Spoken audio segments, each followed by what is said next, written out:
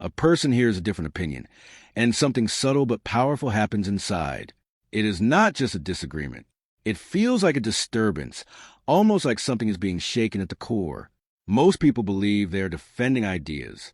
In reality, they are often defending themselves. The mind does not always separate beliefs from identity. Certain thoughts become tied to who we are, how we see the world, and even how we feel safe within it. When those thoughts are questioned, the reaction is not purely intellectual.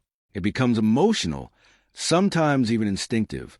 This is closely related to what psychology calls ego threat, where a challenge to beliefs is experienced as a challenge to the self. At that moment, the brain does not prioritize truth. It prioritizes protection. Then comes a discomfort. A quiet tension appears when two possibilities collide. I might be right and I might be wrong. This tension is known as cognitive dissonance. It is not just a logical conflict. It is a psychological pressure that pushes the mind to resolve it quickly. And the fastest way to resolve it is not by changing the belief, but by defending it. So people argue, they justify, they dismiss, not necessarily because they are convinced, but because it reduces the discomfort. At the same time, the mind is not neutral in how it processes information. It leans heavily on confirmation bias, quietly selecting what supports existing views and filtering out what challenges them. This creates the illusion of certainty.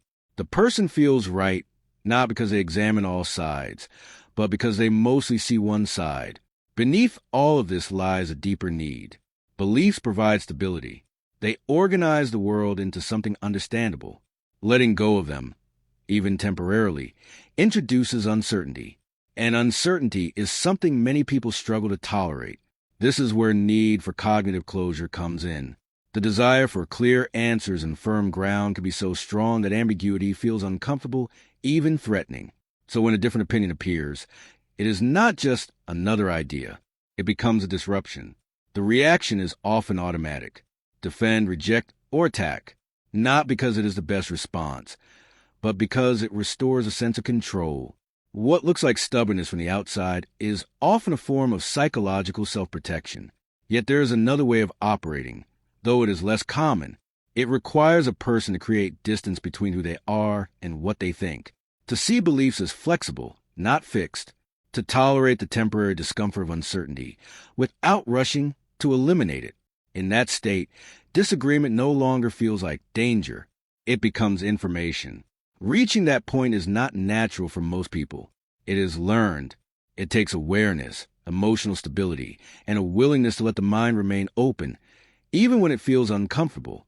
And perhaps the most difficult part is this: realizing that being wrong is not a loss. It is a correction.